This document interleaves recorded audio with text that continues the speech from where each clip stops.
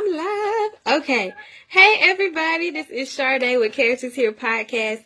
I have a special guest, Miss Tanya J. Miller. She is a speaker, a coach, a strategist, and an author. And she's going to be speaking with us about how to prepare for the new year. Okay, so I'm going to add her now. It's so much easier. Okay, now we're just waiting on our guest of honor. Whoa. See, that's so much better. Let me turn off our other thing. Oh, okay, I'm gonna my gosh. I got the flu. Okay. Y'all don't know the struggle. We were trying on Facebook for the longest, but now we got it together. Struggle bus. Yeah. Okay. So I have here the lovely guest, Miss Tanya J. Miller. Please follow her at Talking with Tanya. Tanya, did I get it right? Yes, ma'am. Talking with Tanya. Perfect. So follow her on Instagram. Also, go to like and follow her Facebook page, Talking with Tanya. So we're going to get into how... We're not friends with Facebook right now. We're a little bit. That made us feel like we were 78. Facebook is not being friendly at all. So we're going to be talking about how to prepare for the new year.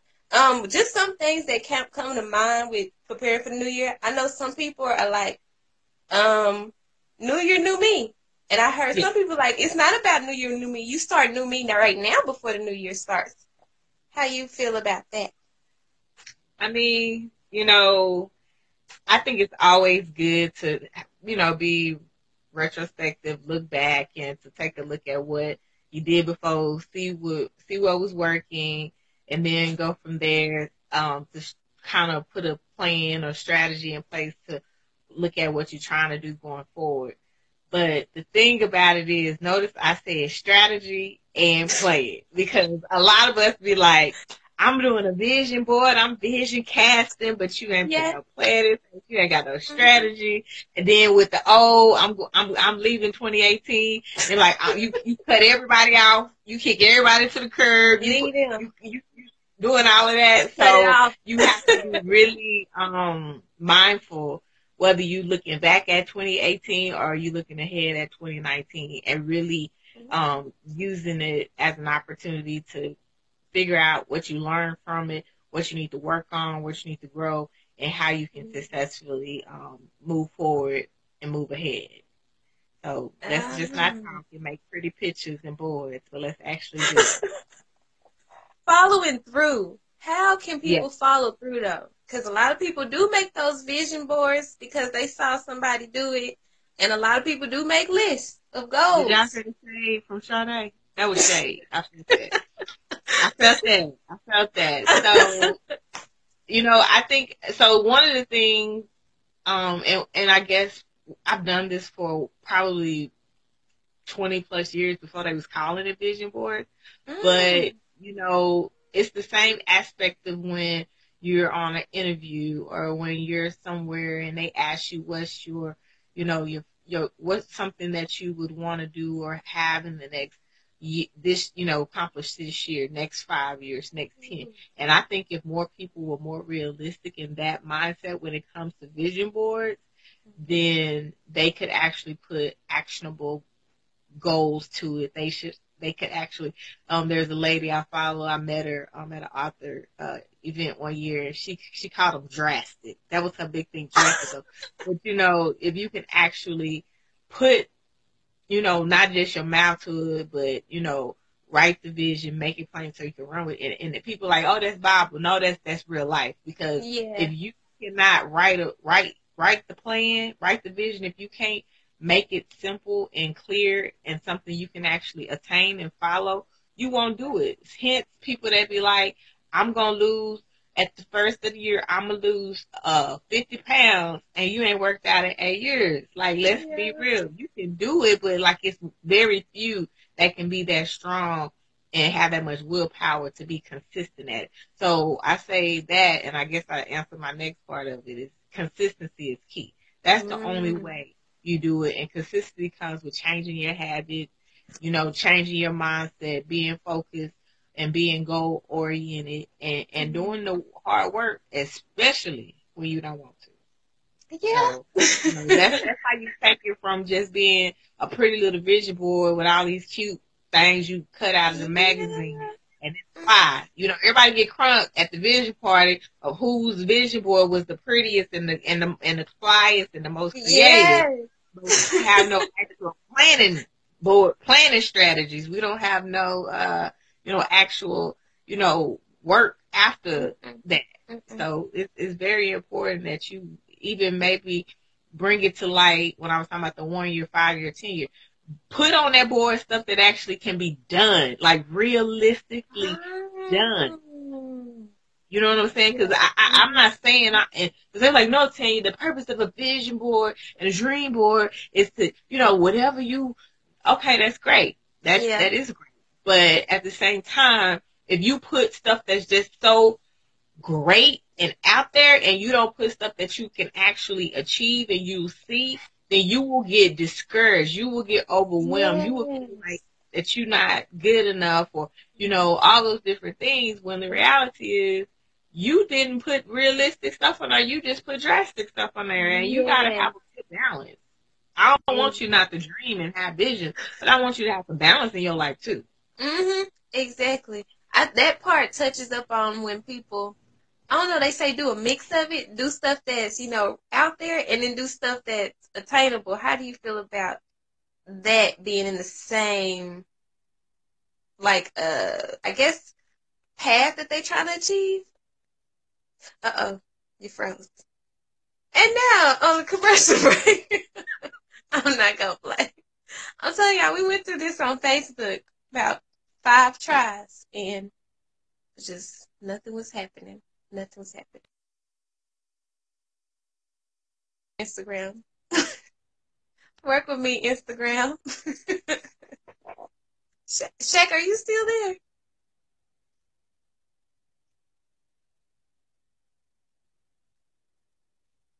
Let me see. Oh, there you go. There we go. What they say, it's hard out here for a pimp. It's trying us.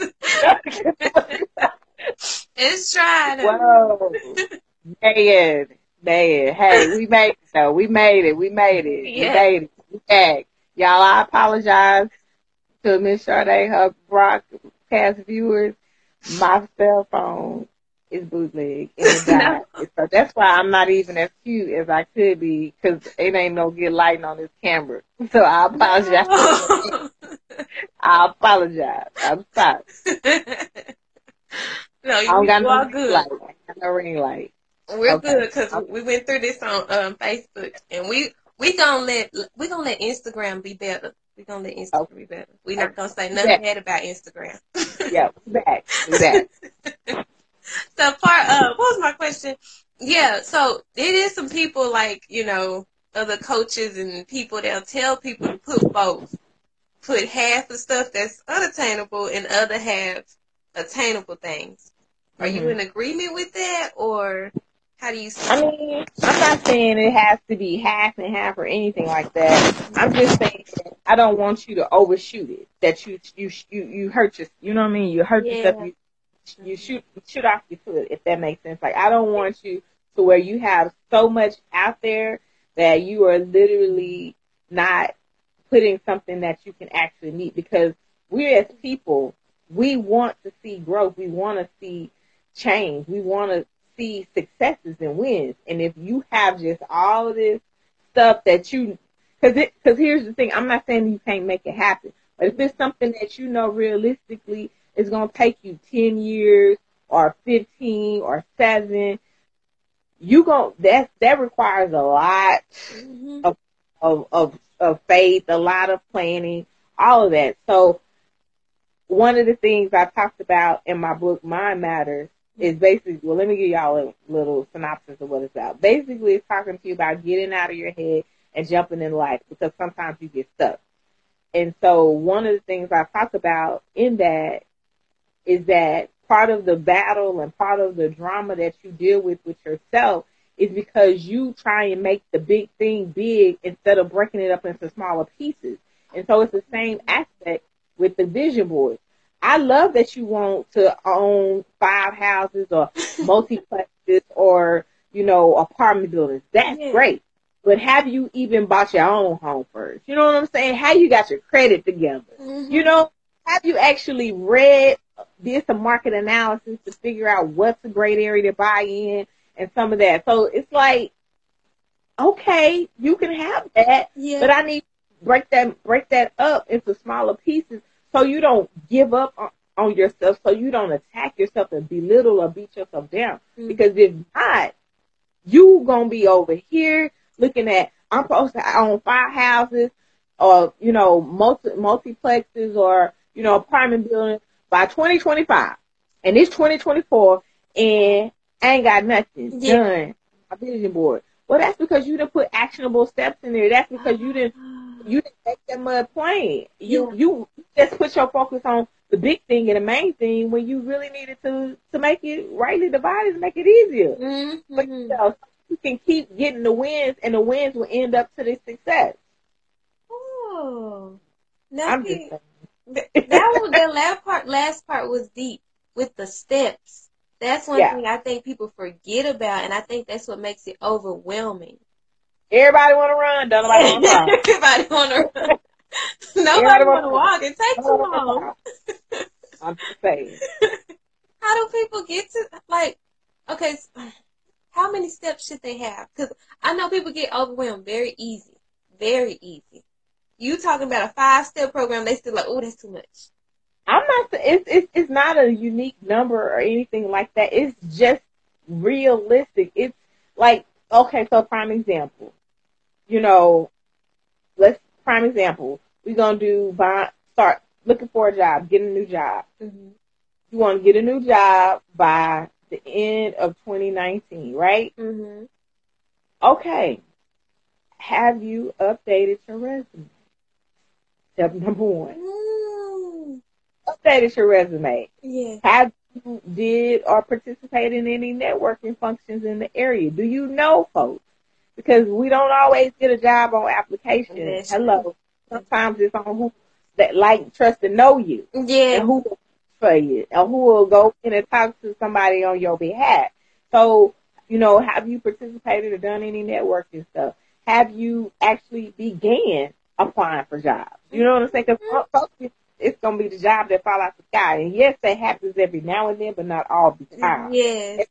Said it's about realistic stuff. Applying for jobs. And not, I applied one day. Yeah. Because let's be real. Looking for a new job is a full-time job. And I don't care. Looking for a new job is a full-time job. Mm-hmm. And so you're working. You got to put time and effort into that. You can't just do it one day or a couple of days and think that it's just going to be done, because that's not the case. Like, you have to put in the work. And so that's another step. So did you go to the job fairs? Sometimes you got to show your face at some of them, even though it might be a long shot. Yeah. Going to the job fair. When's the last time you practiced interviewing? How to interview. Did you research the company? Did you come up with a few questions that you could ask? Could you follow up and ask intelligent questions? Do you have a nice outfit? Okay? Yeah. A nice outfit. Did you make sure your hair was done? I ain't saying you can't be ethnic. I got braids. Don't come in there like this, though. No. Don't scare them. Y'all know, don't scare them. Maybe if you got the braids or the locks, Yeah. and put it nice French braids. Yeah. Did you come in there in the stilettos and in the pink suit because you said you was bad that day? Did you come in there and with your pants on and they were starchy Archies, and you had on just, what is focusing time and effort? Because sometimes just to get to that point to where you have an outfit for an interview, it may take additional steps that you got to save money every paycheck to afford that nice, good interview suit, to afford that nice interview dress. Mm-hmm. So it really is on the person. But what I'm saying is, you can't expect to have a job at the end of 2019 and you ain't put no work in either. You ain't, because the jobs, like I said, some fall, but not many come to Yeah. sky. Very. Mm-hmm. And then too, I think a lot of people fall in the trap of telling other people their plans. Oh yeah, that's that too. can be something. Yeah, I mean, sometimes, you know, it's great. You know, I tell anybody it's awesome. It's great to have community, have a tribe, have people that support you and have your back. No doubt, that is always great. That's always excellent. But sometimes, and you can't take it always. Like I said, I appreciate all of life, the good, bad, and the stuff I wasn't expecting, because it all teaches you something. And so sometimes the people in your life, you know, they might want you to stay where you at because they comfortable with you. You know, they comfortable with you on that level, and you know, you not no bigger than them, or you, even if you are big, even if you trying to go bigger, you know, they got to get bigger though before you. You know what I'm saying? Different. It sometimes it don't mean no harm, but sometimes it do, and they don't even know it, and so you have to be mindful of, you know, what you say and what you put out there. And so some of it you might just need to be quiet about. Some of it you might not need to tell everybody about everything. You know, have the people that can speak into you. You know, one of the things I always say, I'm a big proponent of mentorship, because I've been a recipient and I believe in it wholeheartedly. And one of the things I always say is, you know, sometimes for the next space and thing you got going on and you're trying to go, you need to talk to somebody that's already been there. You need to talk to somebody that's done it, so that they can speak to some of the things that you're going to run into that you don't even know about, so they can help you to navigate from where they didn't have the knowledge or the help, or because they did have it and somebody helped them avoid that. So sometimes you can't talk to the folks around you because they ain't been there either. Yes. So they only talking from they hurt or they pain or they, you know, frustration or they lack thereof. So sometimes now you can't tell everybody everything. But if you really, you know, feel you have to, it's good to have a tribe. It's good to have a community. But be mindful of what you do say and what you do share, because you don't want nobody to take your vision and run with it, and then you be mad. Yes. I'm just That's so true. That's another thing. And I'm just building off of what you said, but at any time, if you feel, you know, feel something you got to say it. I told you this show, Miss Sharda. I done told you. I'm chilling. I'm riding with you. Okay. That part about people stealing your stuff and your ideas, that actually, like, I remember I had two different conversations, but I think it's going to end up being one. But when people have those types of people in their lives, how do they get away from those people? Because some people, I know some people that's real faithful to their friends, been having friends since they was in grade school, and they would not let them go for anything, no matter how rocky the relationship's been. I mean, it's you said a couple of different things. I mean, first and foremost, you know, I think sometimes we, as human beings, forget that people are in our lives sometimes for a reason, a season, or whatever. I know that's cliche, but you know, everybody isn't meant to be a part of everything from beginning to end. You know what I'm saying? It didn't make sense. I'm not saying, oh, you got to cut people off and it's cut season and all that. No, but what I'm saying is you have to look at it from the standpoint of relationships. Is the job in the relationship to help you, or is the job in the relationship to help them? Because if it's not serving either purpose, then why are y'all still together? Why are y'all still in this relationship? You know, I was telling a friend of mine, you know, well, I wasn't, what we were talking to some ladies, and I told them, I said, you know, I said, I'm going to go church with y'all, so don't mess with me. I said, but in the Bible, there was this friendship, David and Jonathan. David was Saul, King David's cupbearer, and Jonathan was Saul's son. And so they became like best buddies, homies. That was my, yeah.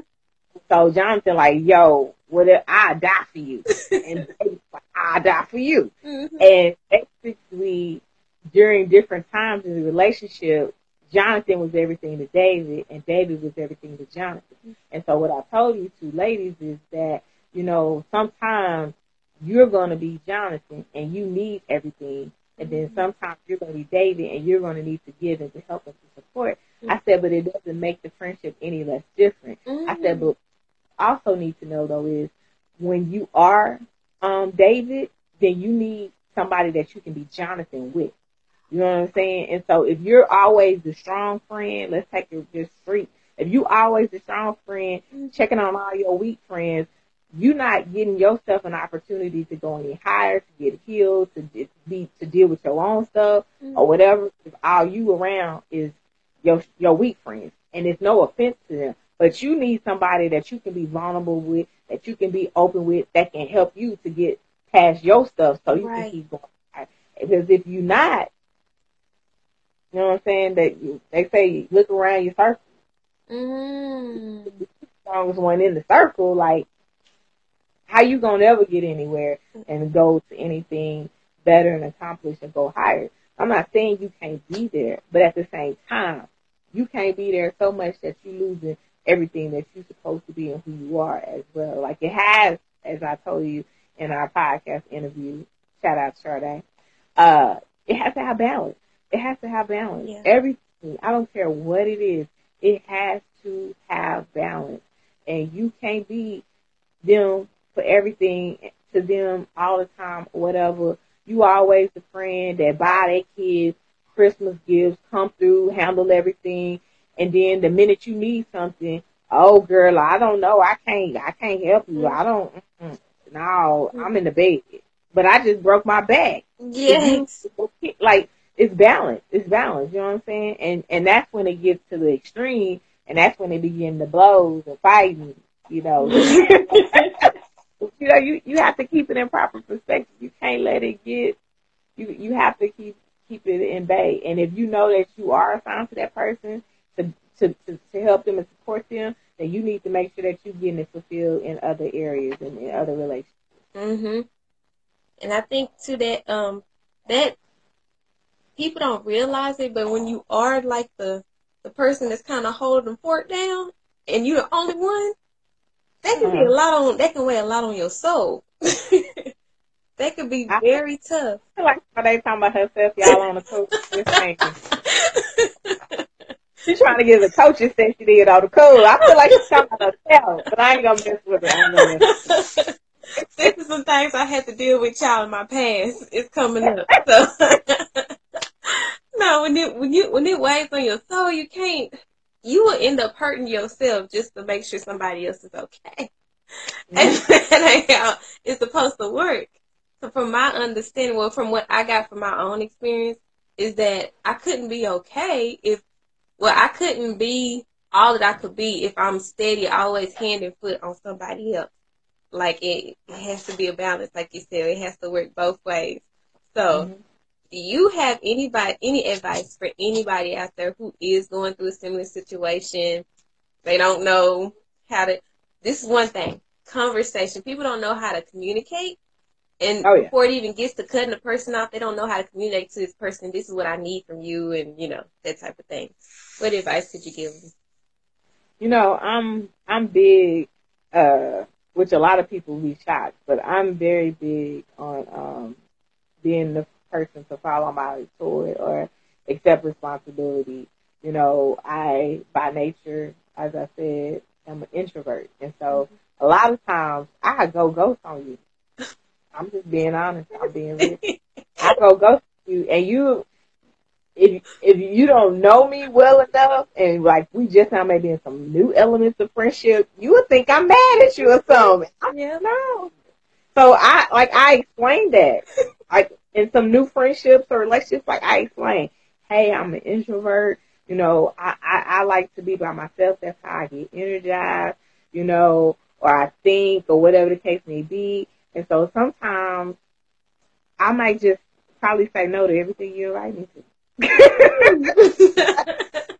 It is not that I don't like y'all. I just, and so like I explain myself. And so to your point about communication, you have to the people that are in your life and you want relationships and connections with, you have to be vulnerable enough to be yourself and to be honest about who you are as a person and how you flow and, you know, what your quirks are, good, bad, or indifferent. And so that's why I say I'll follow my story.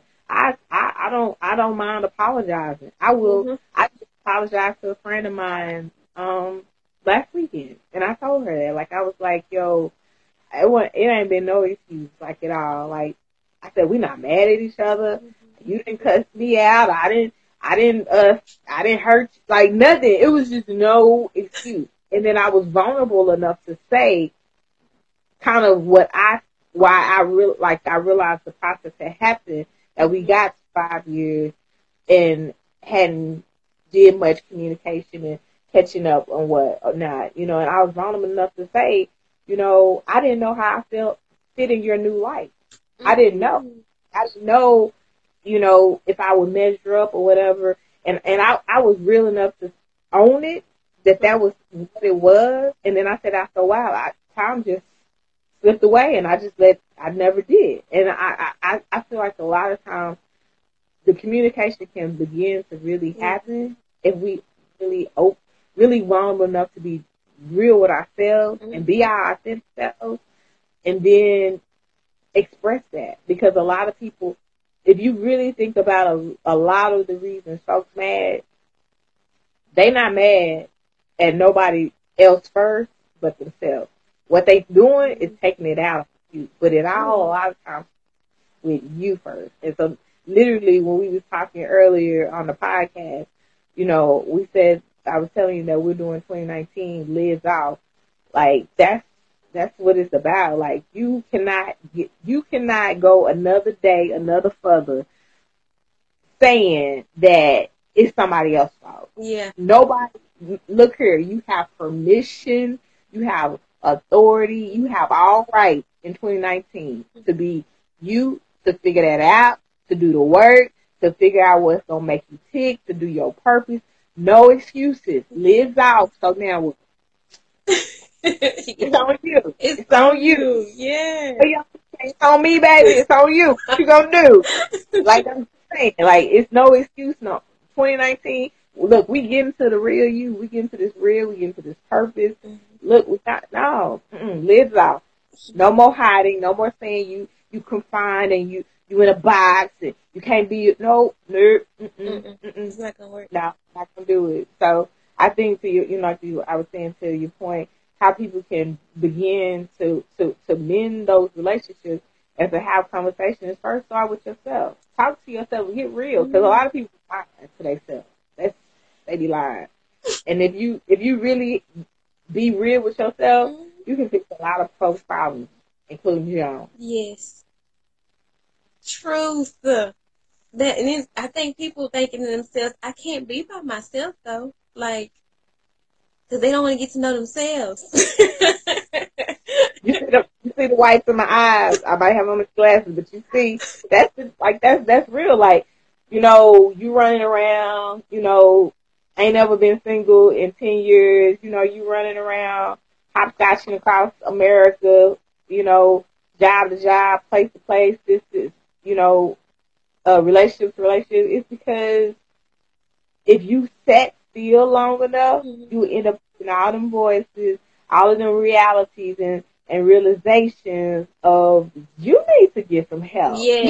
You need to work on yourself. You need to stop all this playing, because that's what you're doing, and really do the work. That's what's required. And a lot of people, they don't want to do that because it takes real work. You know, like I told you, the project we wrote about, I wrote about Mind Matters. Like, it's, you know, I think in one interview, somebody asked, like, well, what can a person expect? Don't expect it to change overnight. You didn't get that way overnight. You didn't, you know, have them habits and that mindset and that way of thinking overnight. So don't expect it to happen, your change, you know, things to do this or that overnight. But because we're so impatient, we just rather expect to look for it in somebody else or something else instead.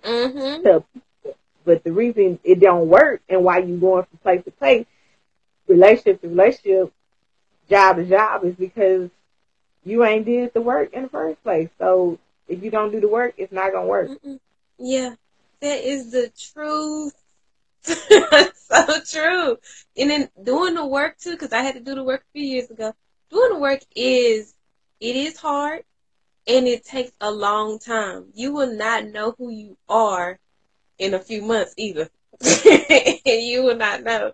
It's gonna take some years because It's a journey. It's a I journey. think you get your personality around like what is that, 10 or something like that, and then from that point on, you just building up off of that point as a child going up to your teenage years and then an adult. And then I think that's a lot of times when I hear people say, oh, I'm like this because this happened to me. And I'm like, oh, see, you can't do that. Bring it on in, bring it on in. Now figure out what's going on now. Yeah, that's why, I tell anybody I support and I believe in therapy and counseling because it gets to, my brother asked me, he said, well, what's the difference between therapy and counseling versus coaching? I said, therapy and counseling deals with what already was. Me as a deal with what you're trying to be. And he was like, dang, I ain't never heard it that simple. I said, because the therapy and the counseling is trying to figure out how you got that way. Yeah. I'm trying to help you to get to what you're trying to be to today. You know what I'm saying? Tomorrow.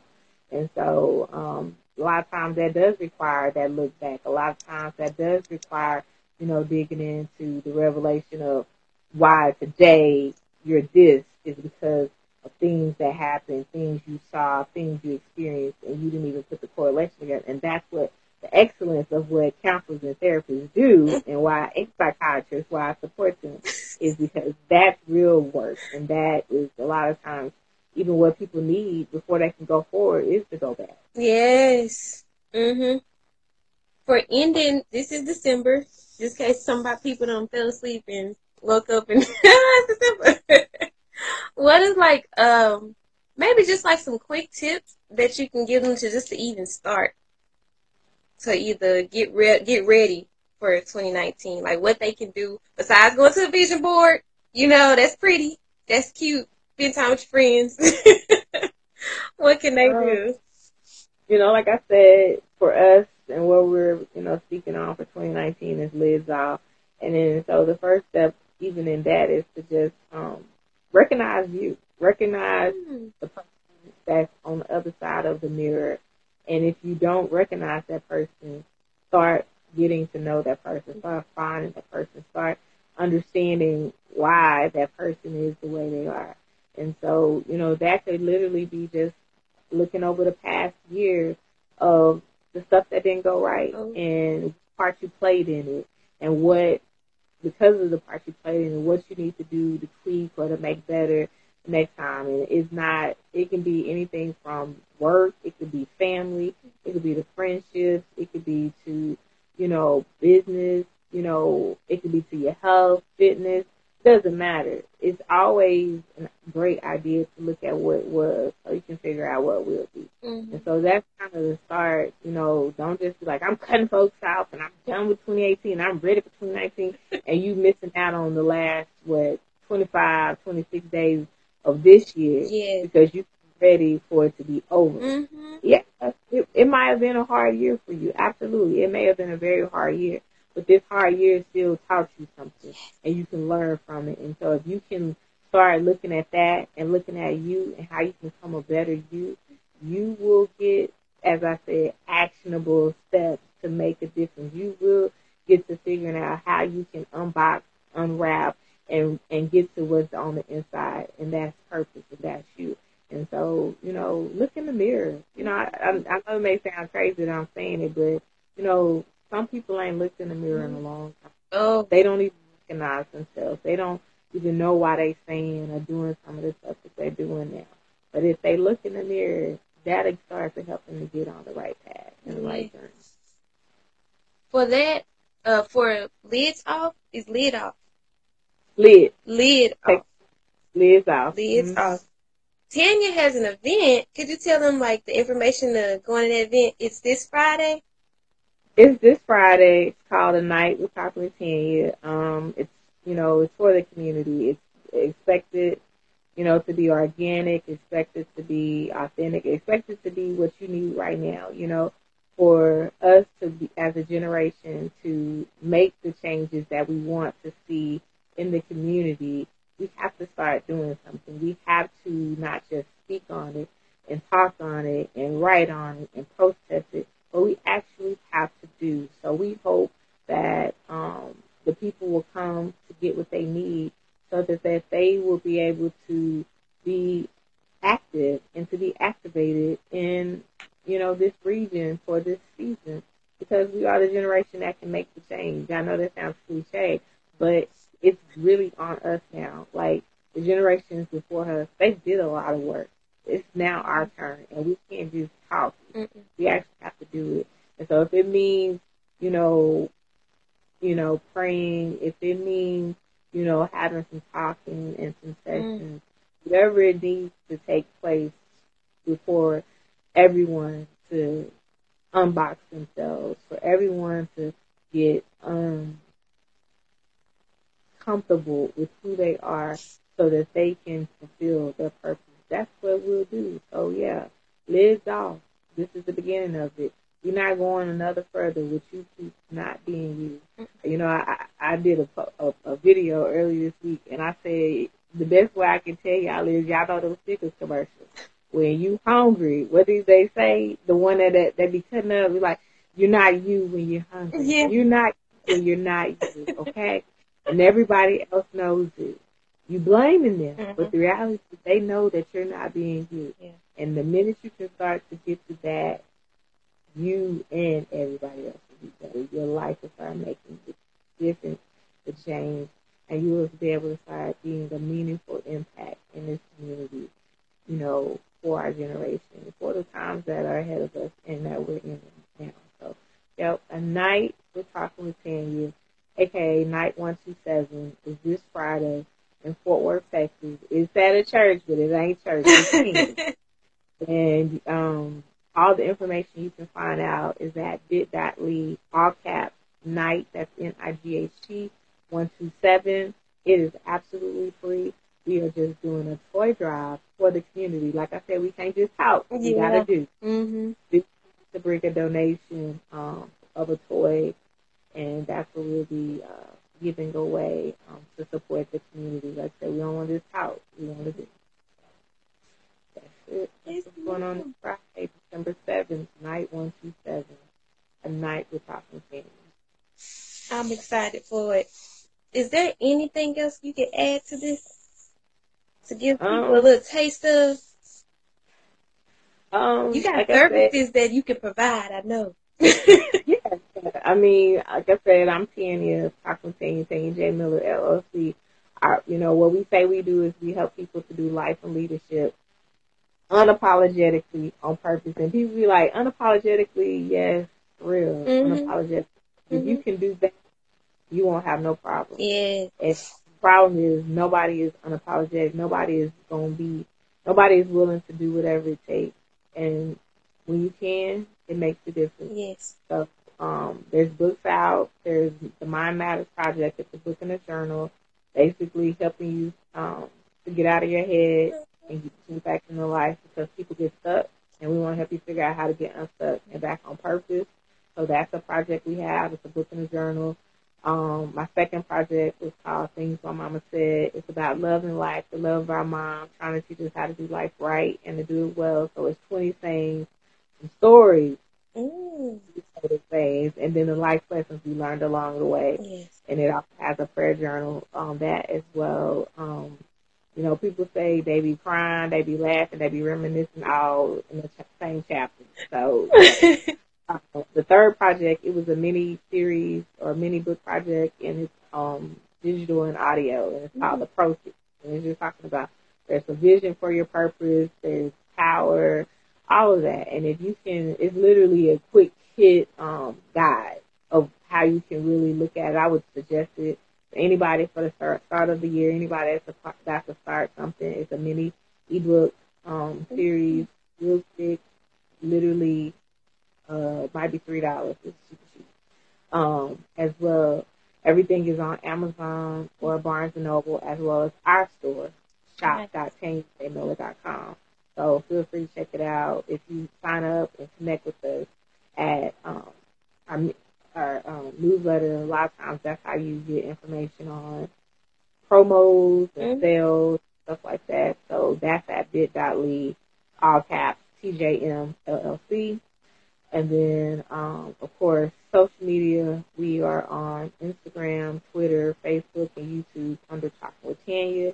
And just check out the site, TanyaJMiller.com. And as I said, the fourth project that's coming out is the Motivated Effort Project, the book and a guide. It starts with you, period. Like, the only way you can get this thing going and to get anything on that vision board is that realizing it's an inside job, and it starts with you, it starts with me. So we talking basically bust your head with white meat, knowledge play. But it's a gut puncher. I don't think I held anything back with the help. I'm just gonna be honest. But that is going to be coming out Q1 of next year, and we already have other projects in the works as well. So, author, as you can tell, I'm a speaker. You can always reach out to have me at your next event, to be a keynote speaker, a panel discussion, to be, a short talk subject. I do nonprofit, organizational, and ministry as well, speaking engagements. Basically, just the 4 pillars of our brand: purpose, passion, vision, and destiny. It's all about leadership development and organizational strategy, and just helping you and to do it unapologetically on purpose. So that's it. So we do, like I said, we do organizational events. We come in and do strategy sessions and development. So just check us out. Reach out. Please. And I do coaching. Yeah. I was like, oh yeah. And I do one-on-one and group coaching as well. So everything about what we do is on TanyaJMiller.com. Literally, we got online classes on there for the low. Like, everything we do is on there. It's all there.